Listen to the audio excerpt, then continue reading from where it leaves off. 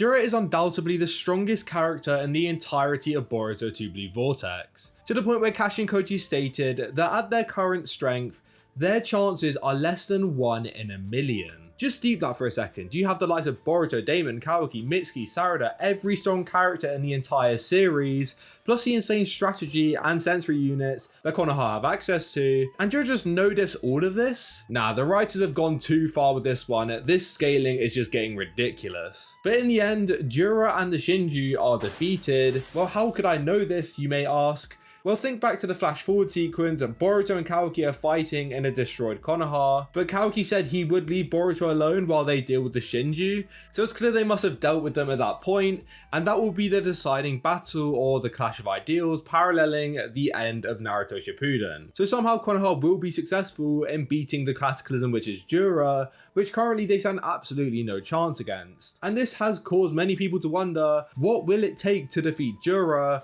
And what needs to happen for them to even get close to that point? Well, in this video, I'm going to discuss exactly how I think Konoha will eventually defeat Jura. And just a heads up, I'm just giving a rough overview of the power-ups that certain people need to achieve in order to get to that level. And it's not going to be a super serious video, so just take everything that I'm saying with a pinch of salt. But before we get into that, I am trying to reach 2,000 subscribers by the end of the year. So if you want to see more content like this and support the channel, then be sure to subscribe, as that's the best way of killing 2 birds with 1 stone. Anyways, with that said, let's get into this video. Alright, so it's pretty clear what the win conditions are for Team Konoha. And like I said, in this video, I'm just going to break down each of them and the level they need to kind of get to. But firstly, you have Boruto. Pretty obvious why I mention him. He is the young lord, god of all shinobi himself, but he still has a ways to go in terms of power. Because if I take you back about 4 chapters, bro almost died to a cross-map snipe to the stomach. So it's clear current Boruto ain't cutting it for that final battle. However, there's a pretty big power-up in store for him, and I'm sure everyone already knows what I'm about to say here.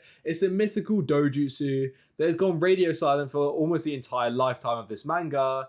It's the jougan. But it's all well and good me saying that Boruto's jougan is the way he gets stronger. I mean, that's pretty obvious, but what exactly will allow him to get to the level of Jura and beyond? Well, if you remember in the anime, Toneri described this eye as so powerful that the entire fate of the world will rely solely on this dojutsu. It also supposedly is the eye of the Otsutsuki god himself, so it shouldn't come as a surprise that this eye will be insanely powerful. But what I think takes this dojutsu to the next level will be the shinjutsu ability which is tied to it. And I believe that this will be omnipotence, the most powerful shinjutsu of them all. Now, the reason I say this is because, for starters, it's clear that Amada's experiments have gained quite a few shinjutsu abilities, but they all are lesser powers in comparison to omnipotence. However, Ada was able to subconsciously bring forth this power due to Kawaki's insane desires, but I believe that this is because Ada's Senrigan is actually an incomplete jougan. If you take the design of the Senrigan, you can see that it actually looks like a crescent moon with a darker outside of the eye. But then if you look at the jougan, it almost looks like a full moon instead, rather than that crescent moon. Now, I may be cooking straight cereal here, and let me know in the comments if you think I am, but perhaps the reason Ada cannot control omnipotence is because she hasn't fully manifested the dojutsu, which is the jougan. Regardless, I don't want to go too deep into the jougan, as I will save that for a separate video, but another thing that will transcend Boruto's character will be the use of the karma. We know that Boruto eventually is able to use his karma again due to the flash forward sequence where he activates said karma, but right now he is too scared to use it. So maybe the next bit of progression for his character is for him to actually use the ability once again. The only problem I have with this is if it's safe for him to use the karma, surely Kashin Koji just tells him to use it. And I think there is only 2 real situations where I can see him telling Boruto to not use it just now. One is he wants Boruto to do it naturally, much like I discussed in my previous video. Kashin Koji is limiting the amount he tells Boruto about the future, just because it means they deviate from their fate too much. Or it could be a case of Kashin Koji deems it too risky for Boruto to use his karma, since he sees in so many futures that Momoshiki is able to take over. But that also doesn't mean that it's guaranteed for this to happen. But because the risk is too high, he just tells Boruto not to use it for now. But maybe Boruto will be forced to take that risk after getting pushed into a corner by Jura or one of the shinju, and that also aligns with why Kashin Koji told Boruto to retreat once his karma manifested, as the first option doesn't really work with that idea. So realistically, there is a reason why Boruto doesn't use it at the moment, but but he will be able to use it in the future. Anyways, enough of the Boruto glazing, let's get on to the next MVP of the Jura fight, and it's Mr. Rat Boy. I need more power, I love Naruto. Yeah, it's Kawaki. Yet again, what a shock. One of the main protagonists is going to have an impact in the final battle. Regardless, it's pretty plain and simple with Kawaki. He's probably going to get his limiters removed and skyrocket in powers, or potentially we go down the route of the Karma V3, which I did an entire video on, so make sure to check that out once this one's done. But essentially, it's inevitable that Kawaki gets to the same level as Boruto does with his jougan. And that's because otherwise Boruto wouldn't even bother fighting Kawaki, or at least it wouldn't be an important fight, since Kawaki would just straight up get wrecked. But can I just say, I'm so excited for Kawaki to get power again, as he's low-key such a cold character when he isn't just being a little rat desperate for power, scampering around. Like when he takes stuff into his own hands, that's when stuff goes down. But yeah, moving on, because I don't have that much to say about him, he's literally just going to get his limiters removed or get stronger. There isn't much tied into his character to do with his awakening. I want to actually move on to a surprise pick in my starting roster, and that's Himawari. Now I know many of you may have expected Himawari to be part of this big roster that takes down Jura, but we also have to consider the fact that going into 2 Blue Vortex, absolutely none of us expected her to have this high of an impact. And that's why I say she is such a surprise pick, because she previously wouldn't have even been in the conversation, and she seemed to act as only like a motivator or a mediator for Kawaki and Boruto,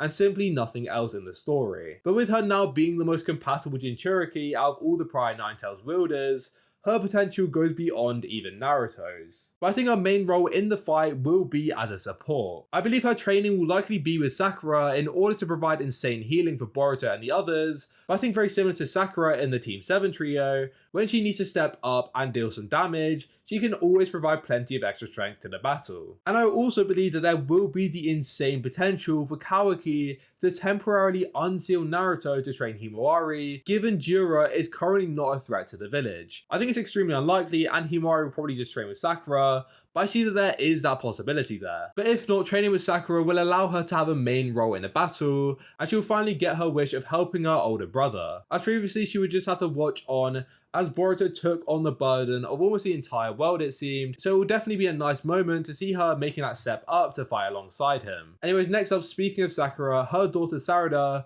will also likely have a huge role in this battle. We are yet to see her Mangekyo Sharingan abilities, but it's clear that they are going to be huge, as I believe that this dojutsu will likely serve as the way for them to successfully defeat Matsuri and Ryu. So for the dojutsu to take her to a Shinju level threat, it must be pretty huge. And on top of this, I believe that Sarada will also be doing some training alongside Himawari in order to gain the Byakugo seal. Or there is a potential that she has already done this training during the time skip, and the reason I say this is because the placement of her headband now being on top of her head rather than on her forehead. As it means that we will be able to see the seal on her forehead like you can with all the other Byakugo seal users, so I feel as though that's the reason behind the design change for her character. And the reason I think that this will be important is because it seems she will be able to spam the Mangekyo Sharingan abilities without the risk of turning herself blind, as the Byakugo seal will allow her to constantly heal her eyes in a very similar fashion to what Obito did, where he used Hashirama cells to constantly regenerate his eye,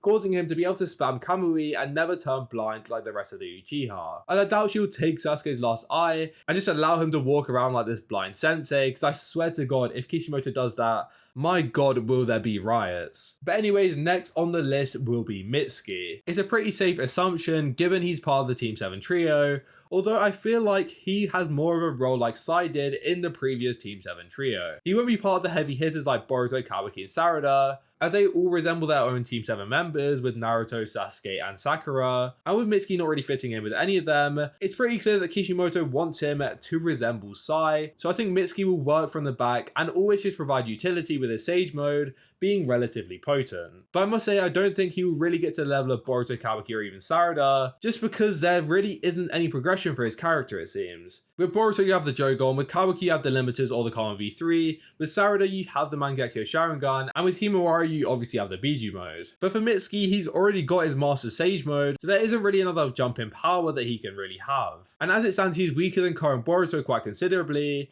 and Kara and Boruto needs to have a huge jump in power to reach Jura, so I don't quite know how Mitsuki could realistically close that gap. Regardless, I'm sure there will be some jump in power for Mitsuki that would allow him to at least be useful against Jura, and I think if he isn't fighting against Jura, his role will be to fight lesser Shinju, but I guess we'll have to wait and see with him. Anyways, I believe that Ada and Damon will actually not end up fighting Jura. And the reason I say this is because I believe that Ada and Damon will instead fight Mamushi while this fight goes on, as I don't believe Mamushi will make his move on Ada without Jura making his move on Konoha. And Damon doesn't care about Konoha and is more focused on protecting Ada, which means he won't be drawn to the Jura fight and will likely position himself in order to protect Ada. Which will be very odd, but we also don't know Damon's true potential, as there are still abilities that Ada told Damon to hide, as we only saw Damon in the pre-time skip, and we don't know how much he's trained or gotten much stronger, so Damon serves as an unknown entity as of now. And finally, we have to discuss Shikamaru and Amado's role,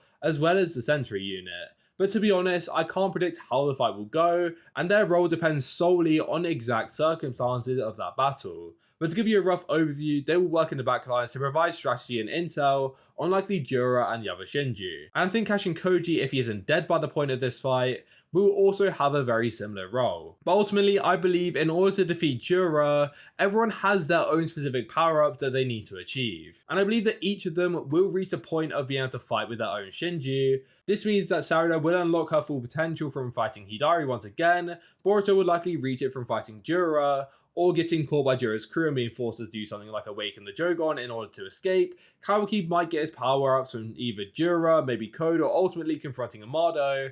Himawari will likely just do some training with Sakura, but you can kind of see how everyone has their own routes of getting to the level of Jura. We just need to see them actually do it. But the whole point I'm trying to get at is ultimately I believe the final war will be extremely similar to Naruto's 4th Great Ninja War, where there'll be units sent to fight a different Shinju, which will resemble how different people fought the Edo Tensei, and then you'll have the basic claw grounds, which will resemble the White Zetsu, and the matter of all of this will obviously be Jura. But I also think an unknown entity will be Code, and I think he will act as almost Orochimaru or Kabuto did, where he's just kind of a pain who wanders about causing his own mayhem, and maybe, just maybe, he will do something wild to turn into the final villain, because I've seen many people predicting that that will actually happen, which I think is a wild theory, but I could also definitely see something like that happening. Anyways, I do believe that the setup is clear that the writers want to parallel Naruto's final battle, which I don't know how I feel about, to be honest, but I just have to trust the process, as so far, Boruto 2 Blue Vortex has been straight peak. But that is going to wrap up this video. If you did enjoy them, make sure to smash the like button so this video gets pushed out to more and more people. Also, make sure to comment what kind of power-ups you think these characters will gain to defeat Jura. And if you want to see more Boruto content like this, then be sure to subscribe, just so YouTube recommends my videos to you in the future, and also helps us get closer to our goal of 2,000 subscribers. But with that all said, I hope you enjoyed the video, and I'll see you all in the next one. Goodbye.